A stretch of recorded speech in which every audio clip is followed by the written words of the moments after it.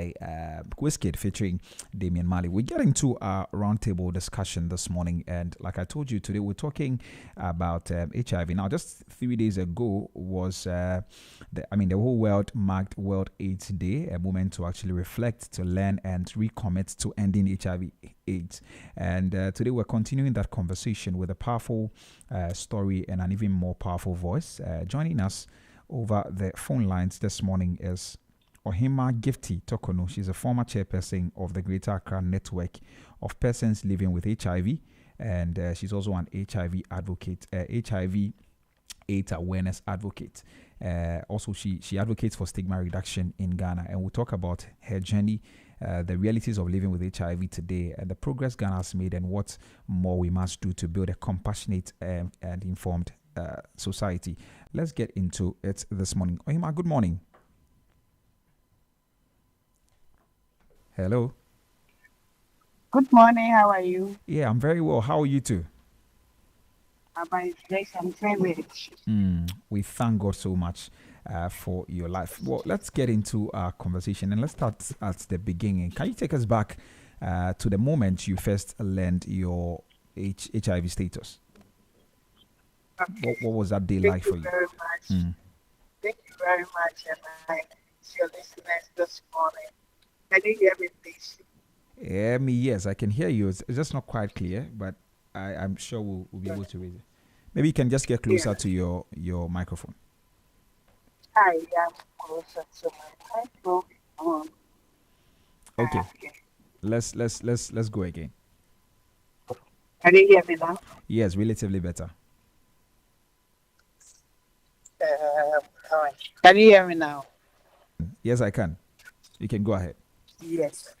Okay. So it happened in the year 2003 when I joined the Ghana National Fire Service. Can you hear me now? Is it clear? Yes, I can. Okay. In the year 2003, I joined the Ghana National Fire Service as a female driver. So the training was supposed to take us about 3 months. Then 2 months after the training, when we all completed our final exams, our uniforms measurements were taken. The controller and accountant general came around to take our details to enable them pay us through our individual banks. Then one day, we were informed by the then director of studies that we should all avail ourselves for blood donation to contribute blood bank. In fact, when the team came, I couldn't donate because I was having malaria and a bit of cough. So I wasn't able to donate to the bank. So I think a week later, he informed those who could not donate blood to avail themselves for sugar diabetes tests. I hope you are hearing me now. Yes, I can hear you. Yes, please go ahead. So, and we did avail ourselves. Our blood samples were taken. Then, I think a week later, the results came. We were all called into the administration. We were told, oh, you have diabetes, you don't have your blood, blah, blah, blah, blah. Many things went on. So I was told I wasn't having diabetes, but I shouldn't go. So so I waited. At the end of the day, he called me back into the office. There was another officer, the former Ghana National Fire Service, who just passed, the past chief. It's called Mr. Julius something. He was then in the room with the man. And then he just threw it into my face that, Madam, you have AIDS. I said, how can you tell me I have AIDS? The news wasn't... I can't get it. Sorry. I'm not getting it. Ohima, let me... Come Ohima, again? Yes, I'm asking. So the news wasn't broken to you by a doctor, but the chief? No. It was then director of study. He did that. And I said, you told me to avail myself for sugar diabetes. Why are you telling me this? In fact, And then he again told me my HB was low to 7 point something. But by then it was Easter holiday. We were going home for holidays for a week or some few days to come back. And he told me that when I go, I should look for some blood donation and blood tonic stuff to enable me boost my HB. And I thank him for that. And in fact, when I left the office, it was like I was becoming mental. I was just laughing around. I, I wasn't understanding anything. So for me to be sure of what he told me, when I went to police hospital just to confirm what he told me. And when I got there, the counselor asked me why. Those days it's not common for someone to come to say he's coming to test for HIV antibodies. You understand? So when I got there, she asked me, "Why are you here?" In fact, I lied, and she said, "No, I should tell her the truth so she can help me." So I told her the whole story, and the woman got angry, entered into her inner room. She was on phone call, quarreling with somebody, and I thought maybe I have offended her, not knowing she was calling them to tell them what they are doing, what they did to me was wrong. So she came back and gave me. So we're going to State House. State House. I don't understand. They're taking me everywhere. State House. This one. State House. I said State House. Sorry. Hello. She has a little challenge. Sorry. There was an hitches. Okay, so you're fine now. We can continue. Yes. All right, yes. So please go ahead. So what happened was that she came and gave me pre-test counseling. Then the test was done, and then she came out and told me the results. Then when the result was given, she gave me another letter telling me that. She gave me another letter that I should tell them that I should give the letter to them, honestly. So when I gave him the letter, when he gave me the letter, it was two letters. One was containing my results, and the other was instructing them not to do anything harmful to me. So in fact, out of curiosity, I opened the other letter to find out why she gave me that letter to be given to. That was why I found out that she said nothing should be done to me, that I am safe and sound. So we had I went there. I got to the training school. I presented the letter to him. In fact, when he spotted me from far. He asked me to wait. By then, my colleagues have reported for about a day. So when I entered the compound, he spotted me and came to me that I should wait here. I stood under the administration block for more than 2 hours. Whilst my colleagues were in class, left.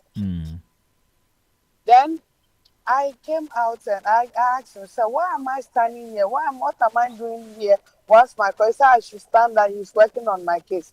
I said, "You are working on my case. What have I done wrong?" He said he's working on my case. So he came back the last time. In fact, I got furious with him, and he said the order from above said should go home. So order from above said I should go home on board basis. He said that is all he can say. I am a recruit. I cannot challenge him. And then immediately he instructed the instructors to make sure by 6 p.m. Before 6 p.m. I left the training school. So, yeah. Let me get something. That is how it happened. And then I was sacked from the training school that very day. So after, that was the journey. Oima, can you hear me?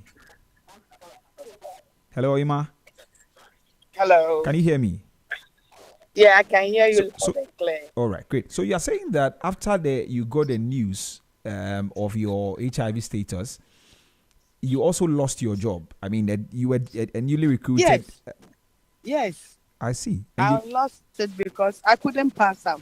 I could not pass out. I tried going to the headquarters. The instructors were telling me that what happened to me was inhuman.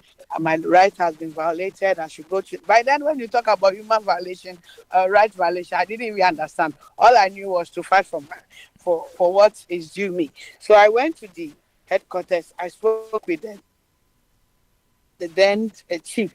May he so rest in peace, Mr. I've forgotten his name. So when I got there, he was also tossing me here and there, tossing me here and there. So my people passed out. So I couldn't pass out with my people. I was not able to pass out. And so that is how my career of becoming a tender driver ended. Must be tough for you at the time. So, do you think that it was simply because of your status that they asked you to go home? Yes, when I got to the training school, in fact, I went to one of the when I went to the headquarters, I went to see one officer whose name I've forgotten and the office I've forgotten.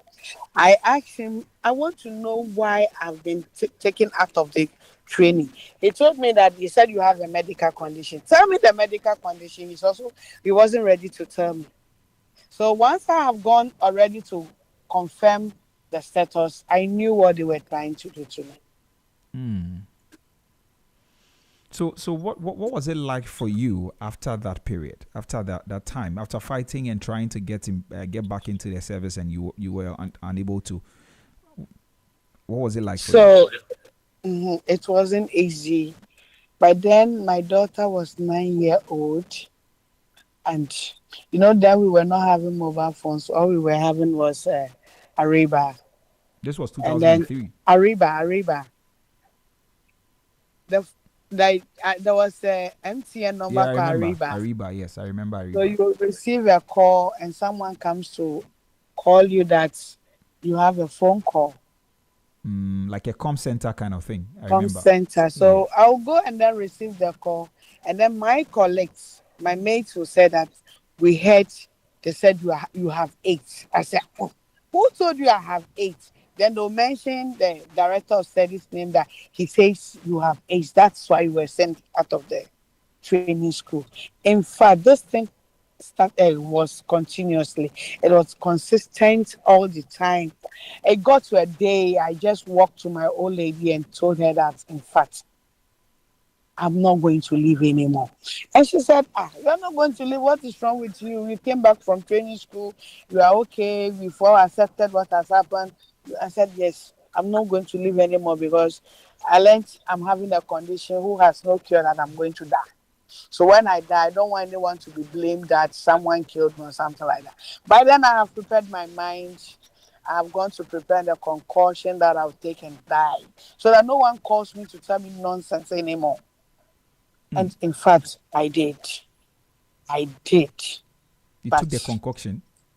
I drank it, but nothing happened to me as I'm talking to you today. It is a miracle. Nothing, not even stomach ache or running tummy or anything. I was not even rushed to hospital based on anything. Up to today, I am surprised myself. 22 years on. Happened. Come again. I'm saying 22 years on. You are still alive 22 and years. Yes, 22 years on. So this is what I went through in the year 2003. So how did your diagnosis affect your outlook on life, relationships, and even your future plans? Come again?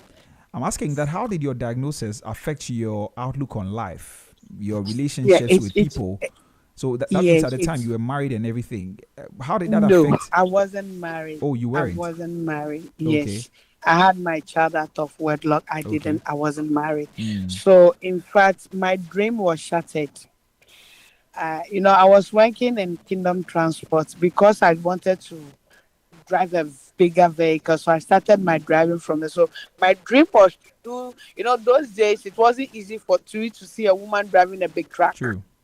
And I'm one person who is always adventurous. And they wanted to do things that no lady has ever done. You see, that is the type of lady I am. So the dream of becoming a fire tender driver was shattered. I had NVTI grade 1 in fashion designing. My brother, all those, if you give me scissors today, I cannot even cut anything. My dream was shattered. everything. My dream was buried. Everything.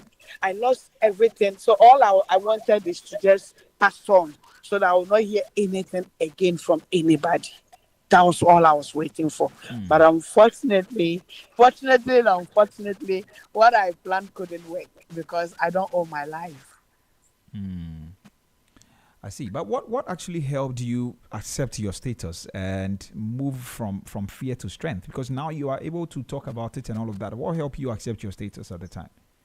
Thank you for that question. What helped me was that one day, it got, for 4 years, I was not attending any facility because there was no medication then. So it happened that I had one day I had something. I decided to go to Kolebu to check, to recheck, because I wasn't still believing. I was in denial. Mm. So I went to Kolebu, and then the test was conducted. I was asked to come back in 5 days' time or something like that. I've forgotten. Then later, when I got to the facility, overheard women. Some women were talking about support groups. I said, what? Support group? Because I was dying in need of work. Mm. So I thought they were talking about work. They saw it is not work, but rather it is a support group that when you joined, you receive psychosocial counseling and others. I said, okay, how can I join? And then one lady introduced me to one guy which accepted me into the group. And when I joined the group, my first time at the meeting, there was a organization that visited us. They are called SWA, Society for Women and AIDS in Africa, but they are in Ghana. They visited us, and the kind of education they gave that day made me have a mind, and in fact, a change of mind. Mm. I see. So they took you through some counseling and all of that, and you began to see life Yes, differently. it wasn't a counseling. Let me say it was. They were giving a general education on how best you can live with the condition Mm. without you having opportunistic infection, and then how best you can also help yourself to come out of self stigma, because it's a self stigma that prevents you to access treatment. It's a self stigma that prevents you to talk about your condition, and those topics were treated that day. So after the topic, in fact, I gained a bit of strength, but it wasn't that strong for me to even go out there to talk about anything. But what happened was that I started visiting them. I told myself, if my dream has been buried, then there is an opportunity for me. The opportunity is that I'm now in a condition where I can do something to help myself. Mm. So what did you start doing at the time? So what I started doing is that anytime I hear there is a meeting somewhere about this condition, I have to rush. I want to be there. I want to know more about the condition. I want to learn everything. I want to learn everything. That was how I started. So everywhere you see me, everywhere there is meeting, I want to be there. I Mm. want to learn more things about my condition so that no one will tell me story. Because when it happened this way, what happened is that you get the thing was that I was moving from one church to one church, taking this deliverance and anointing oil and stuff. So I told myself I knew this thing would kill me one day. Mm. So um, allowing myself to be built, or my capacity to be built, it made me to become a strong person. So I realized that no one can do it for me. I can do it for myself. No one will break stigma for me. I have to break my internal stigma. Mm. So if I'm able to break my external stigma, then I can face the world. And so this is the decision I took. And in fact, it got to a time I have to be moving from Baptist to be preaching. I wasn't preaching the word of God, but I was preaching the gospel of HIV to people, because now I have the capacity, I have the knowledge. So that is how it all began. Mm. I see. Okay, now, let's talk about stigma. You continue to mention that. And from your story you just shared with us, it's obvious that the first kind of stigma, major form of stigma that you encountered was with losing your job or being taken out of the newly recruits, the new recruits for the National Fire Service. What Yeah. other forms of stigma did you or have you faced even after that? Yeah, the one I faced was when I came out. I'm a conductor in my church. I'm a Catholic. Oh, okay. I conduct the choir. I'm a chorister at the same time. I conduct a choir. So it happened that one day Ghana Aids Commission contacted some of us to, they used to use some celebrities. When they use the celebrities, they ended up saying that they were only used. So they wanted people living with the condition themselves to come out to talk to the public to know that people living with HIV are so healthy and beautiful as anybody. So I agreed to join the campaign that was called Heart to Heart. So when I joined the campaign, I realized my first teaser, that was a teaser. And my first teaser was, my name is Gifty. I'm HIV positive. I've been living with HIV for the past 8 years. That was then. And then when some people saw it from my church, whenever I go to church to take communion, people don't want to take me to take communion before them. Oh. They want to take the communion before I take.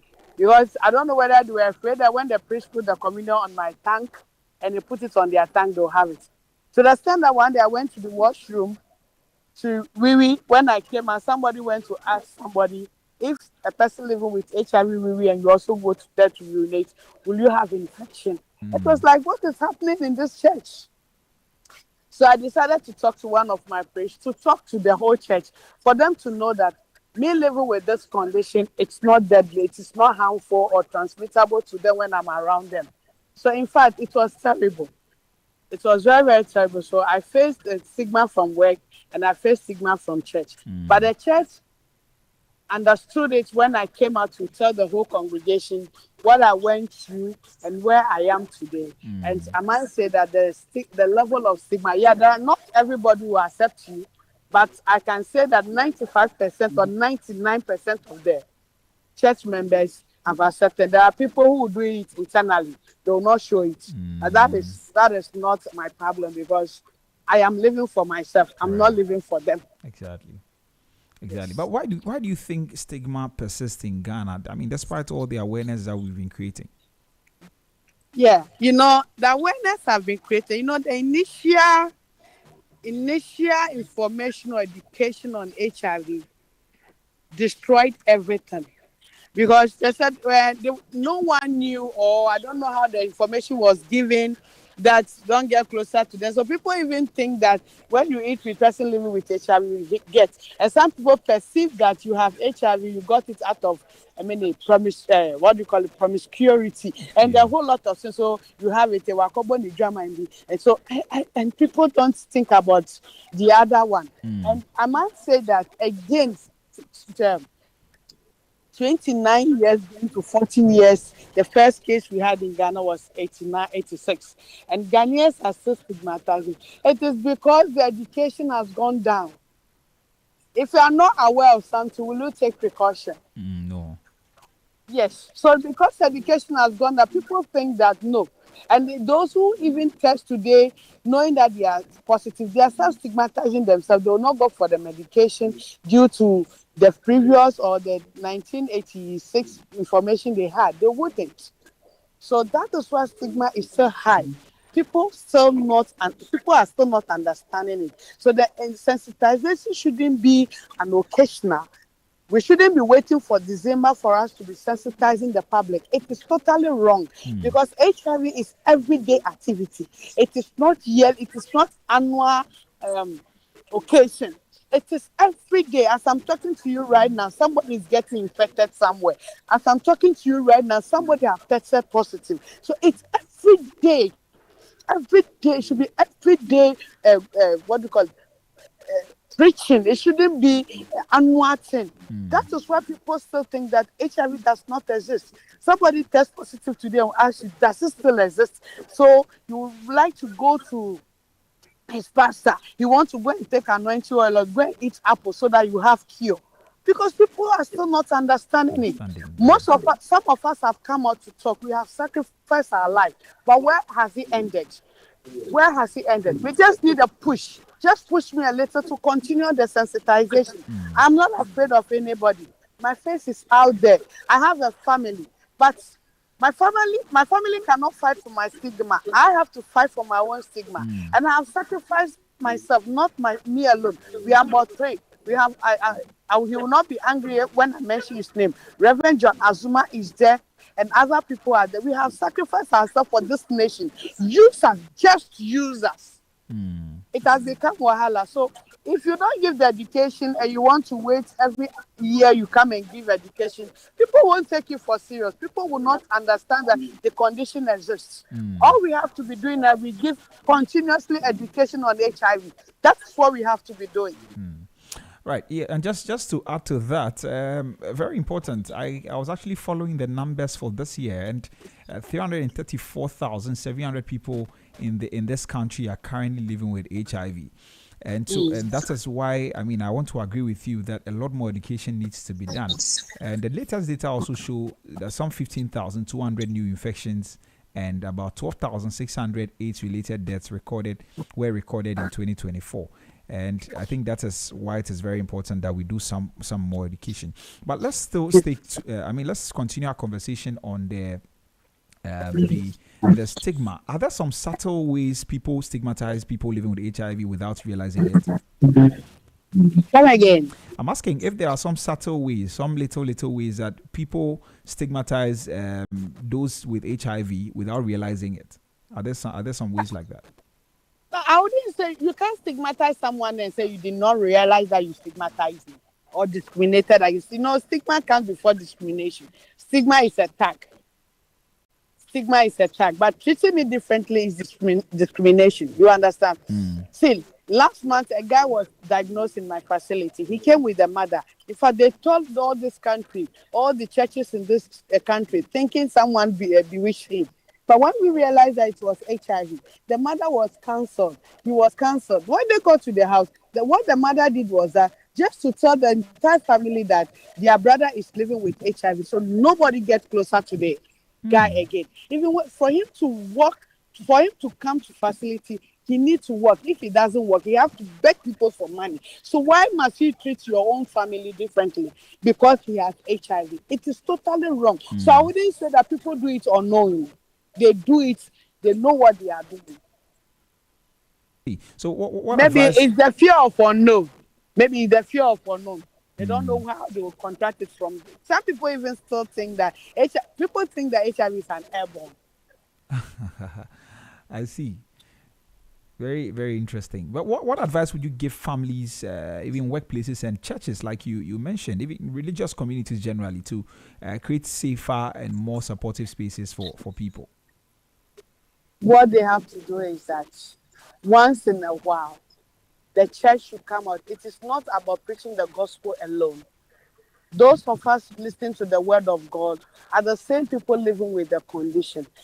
They are, which we call infected. And we have people in the church, the congregation, who are affected, because once I'm infected, my family is what? Affected. So there's once in a while, they should invite somebody who has knowledge in HIV to come and preach, to also preach the gospel of HIV to them. And to the family, they have to accept their own. If you don't accept your own, do you expect me to come and accept your own? No, I can't accept your own. Because when you stigmatize against the person, don't forget that you are an affected family. The stigma goes to you. For instance, if I'm a drunkard and somebody wants to describe me to somebody, you will say that, okay, you see that, or want to describe my daughter. You see that woman, that drunkard woman's daughter.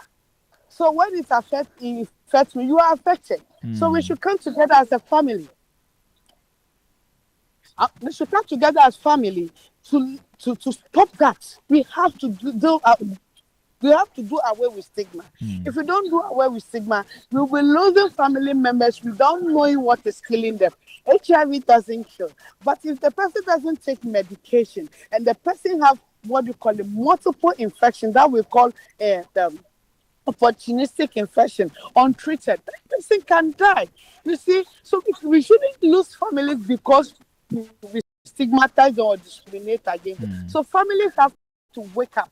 Go to Uganda, go to other countries and see how they embrace information on HIV or it affected the entire family, entire country? Is it because it has not affected the Ghanaian population within? Look at the figure you've mentioned. Today, when you go to our books, it is the young ones that are the workforce of this country are the one getting infected. 18, 20, 22. The highest is 24. They are the one getting infected because they don't have the information. In our schools, who teaches about HIV? In our workplaces, who teaches about HIV? But we have people living with HIV among us, but we don't do anything about it. If we don't do anything about it, this HIV issue will become a wildfire, whether we like it or not. Because information keeps me abridged. If you don't give me any information, I am sorry, I'll just walk like that. If I know I walk through the street and nothing, no car hits me, won't I walk in the middle of the street? But if I know that when I walk in the middle of the street, I can be knocked out by a car or motorbike, won't I be conscious? Be more careful. Right. Okay, please hold on for me. We just have about 17 minutes to the top of the hour. This is Business Breakfast on Z101.9 FM with me, Nietzsche Bihamod. And this morning we're talking about living with HIV. We're talking about the stigma, and also we're trying to raise some awareness just to commemorate the World AIDS Day that was celebrated a few days ago. Now, if you want to join the conversation, feel free to send me your text on WhatsApp 0544321019 0544321019. You can send me a text if you have a question or a comment you want to make. Please send me to that number. You can also send me a voice note on the same number 0544321019. You can as well call me on that same number or 0303956641 0303956641, and then I will give you the opportunity to ask your question or make your comments this morning. You can also drop a comment on our social media platforms. We are on Instagram, Facebook, and X. We're streaming live on Facebook anyway at ZFMGH and on YouTube at Z Multimedia. Please drop a comment under our live stream and we'll read them for you as well. All right. Ohima, let's continue the conversation. Still on stigma. Okay, or maybe we can move away from stigma because of our time. Let's talk about life today. What does daily life look like for someone living with HIV who is on treatment? A daily life of someone living with HIV. Let me set myself as an example because we are different people. Hello? Yes, I'm with you. Go ahead. We are different. In my daily life living with HIV, I might say I don't know how to describe it, but I'll call it fantastic because I know what to do not to fall sick. I know what to do so that I will not go down with HIV-related infections or opportunistic infection. I take my medication on time. My medication is 24 hours. I take just a pill. I live the normal life like any other person lives. You understand? I don't live a life different from others. The only different life I live is that I don't drink. I don't smoke. That is a different life, but I live a normal life like any other person. Person living with HIV is not different from anybody. The only difference is that person has some virus in him or her that she takes medication every day. But for your information, it is not only person living with HIV that takes medication every day. Almost everybody is taking medication every day. So for us, we are very healthy people. We are very strong, and most of us are very knowledgeable when it comes to HIV. That's important. So and we don't joke with our diet because you have to take a good. We don't take different food from others, but I have to at least know what I'll take that will not give me a problem like me having cholesterol because the medication, part of the medication can increase your cholesterol. So I have to do away with those foods that will make in fact increase my cholesterol level. Right. You understand? So those are some of the things that person living with HIV, that's our, let's say, the kind of life we live. Right. Okay. So it means that HIV people are not living any different life from anybody. They are living a no. We are not. No, look, we are your friends, your girlfriends, your pastors, your whatever. We are everything. But because maybe the next person beside you didn't tell you, you wouldn't know. Yes. We are your colleagues, we are your drivers, we are your mates, we are your everything. Right. Nothing shows. So it's very unfortunate I wasn't at the studio. Nothing shows on me that I'm living with HIV. Right. Not. You see, person living with HIV doesn't look different for someone who is HIV negative. There is nothing shows. Nothing shows on the person. Okay, I'm looking at our time, so let's try and touch on a few other things. So, how important is adherence to medication? Maybe there's somebody listening to us. How important is that? It's very, very important to adhere to the medication. I call ARV Sakawa. The reason why I call it Sakawa is that it's standing or sitting somewhere in the pharmacy. Once you have accepted to swallow it, it's a commitment. You have to commit to that. You have to take it every 24 hours. You don't have to forget. Even when you forget, you have to run and go for it. That is the only way you can adhere. Because if you don't adhere to the treatment, your viral load will shoot up. And the virus can change its strain. But the virus is stubborn that when you are suppressing it, it gets to a time you are not taking your medication well. It changes its attitude. Right. So you take the medication doesn't work. Then the doctor will tell you you're having one condition or the other. You'll be told that you're having drug resistance. Why must you have drug resistance? Take your medication correctly and consistently. Before you start the medication, you are taking through adherence counseling. So you choose your time. Nobody choose time for you. I chose my time at 7 p.m. So every 7 p.m. I take my medication. So once you chose your time, abide by that time and adhere to it. And that is where you can live a positive life. And one thing I always tell people that, look, if you take the medication correctly and consistently, you don't go on drug leave, drug holiday. Amazingly, you get to a time you can sometimes test HIV non-reactive. Yeah. You test non-reactive doesn't mean the virus are not there. They might maybe move to your bone marrow or a brain marrow or bone marrow, and then also move to your body tissue. So when the blood is tested, nothing is found in the blood. That means you have a viral suppression. That is where the dangers are. People get non-reactive. Maybe they tested outside the facility. They don't go back to their doctor to tell them they stop taking the medication. Then different conditions troop in. And if you don't take time, you can have kidney infection, liver condition, or maybe heart attack, and whatever can happen. But if you adhere to the medication, I always see ARV to be a miraculous medication, because when medication that can suppress my virus to the extent that I cannot infect my husband who is HIV negative, or I'll give birth to a child who will be HIV negative, is it not a good medication? Yes, it is. But if I say it this way, I'm not saying that people should go and then get themselves infected. You shouldn't get yourself infected, because it is not easy. Everyday swallow medication. It is not pills that are plenty, but just taking a pill a day. It's also a work. You need to be committed to do that. Committed. Right. So for someone who is afraid to test or maybe start treatment, what would you say? Someone who is afraid to test, I might say stop being scared. Because if you are scared today, tomorrow the whole world will know who you are. But if you test today, you know you are positive, go for your medication and take, and no one knows you are suffering from anything. But in fear, some Ghanaians who said, time. If I don't know I'm having the HIV, I'll live a nice life. But it's a lie. That is where the virus will destroy all your immune system. Then you start having one condition or the other, and the witch comes to become wahala. You start telling the rich people that they are killing you, but they have nothing to do with you. So know your status today and then be informed. Know your HIV status, being positive or negative, it informs you.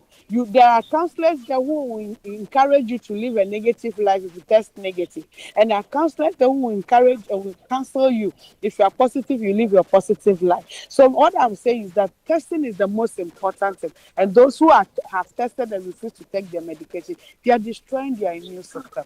And that is where you get to AIDS stage. Today, we don't have AIDS in Ghana. But if you fail to take the medication, you will surely acquire AIDS, because AIDS is acquired. Yeah. All right. Okay. I know you work closely with a lot of young people. What are some of the prevention messages that young Ghanaians need to hear today? Come again? I'm asking that what are some of the preventive messages that young Ghanaians need to hear today? The preventive measures or information I'll give to the young people today is that, when it's HIV infection is by having unprotected sex with an infected person, mother to child, And then what? Using they say sharp objects. Some of Yes. the sharp objects are not even relevant. But the higher level of the infection is through having unprotected sex with an infected person. I will advise the young ones that if you are not ready for sex, stay away from abstain from sex. But if you think you cannot abstain from sex, use condom. Because condom prevents you from infection, not only HIV, from other sexually transmitted infection, and again prevent you from getting pregnant. But today, what I'm seeing Ghanaian young ones is that they are not afraid of HIV, but rather they are afraid of pregnancy. They go having sex with people without knowing their status. And now that I heard there's something called hookups, and they are doing all this and having sex without knowing whom they are having sex with. It's very, very dangerous. They should stay away from it. I cannot prevent any young one not to have sex. But if you want to have sex, make sure you protect yourself. It's very, very important. Protecting your sex will not harm you. But allowing yourself to be infected comes with a whole lot of responsibility. You understand? So that is the little information I can give to the youth. If you know you are sexually active, you have had HIV, sex, unprotected sex once, even once, try and get tested. If you get tested and you are infected, we are there to support you. Right. We don't have money to support you, but we are there to support you psychosocially so that you can live a positive life. But I'm not saying they should get themselves infected. They should stay away from infection because it is not healthy. Right. Okay. So I'm sure maybe one of the reasons why people still go ahead and have unprotected sex is because they don't understand the risk of HIV. Would you want to talk to people like that? Yeah, they don't. Okay, you see I don't know whether they don't know the risks of HIV. Please, what about pregnancy? What about pregnancy that you are not ready for? Because if you're not ready for pregnancy and you get pregnant, the responsibility is also high. So all I will say is that they should look. Now today, the young ones can Google and then find out anything that they want to know. Yeah. So they should Google. They have the phone. It shouldn't be hello, just that. They should Google and find out things that can help them. Because if they don't find out things that can help them, they are the workforce of this country. I will be 52 years next year. Wow. Next year, January. But I look so strong. But can that adolescent comport his or herself to live a healthy life like I'm living? No. That is why you have to tell yourself that I will not get myself infected. Because the infection is out there waiting for anybody. It's like a lion looking for anyone to devour. If you go there, it will catch you. Right. I'll tell you, it will catch you right now. So you have to do everything possible. Even if the education is not there, find out education yourself. Educate yourself. That is what I can tell the young ones of today.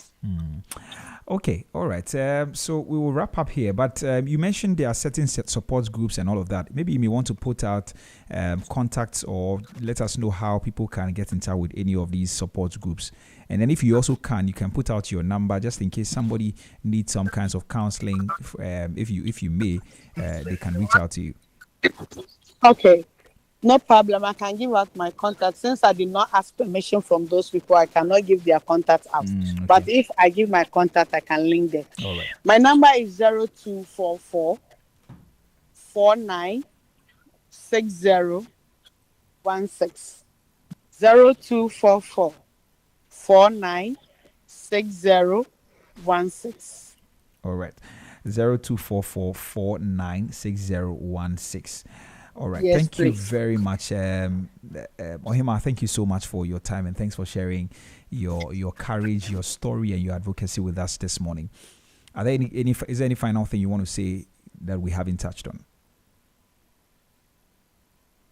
Hello? All right, I want to believe that Ohima has dropped off the call. But her name is Ohima Gifty Tokonu. She's a former chairperson of the Accra Network of Persons Living with HIV. And she joined us this morning for our conversation. Her journey reminds us that HIV is not a death sentence because 2003 till now, she's still alive and kicking. All she's doing is that she's taking her drugs and she's making sure that she's taking to the medication. So it's not a death sentence, like I just said, and that stigma has no place in our communities. That is what we want to get to.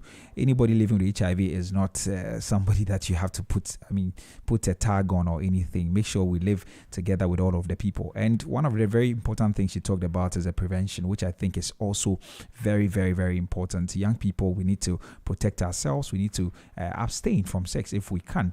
And I believe that over time we're going to or make some progress in terms of our lives and do all the amazing things we want to do. So this has been our World AIDS Day special conversation talking about living with HIV, breaking the stigma, and also raising awareness in Ghana.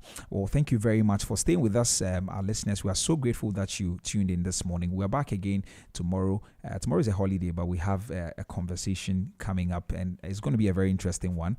Please feel free to join us as we continue to explore other things. My name is Nitra B. Hammond. Please, when you think Ghana, do well to think Z. I'll see you tomorrow. Up next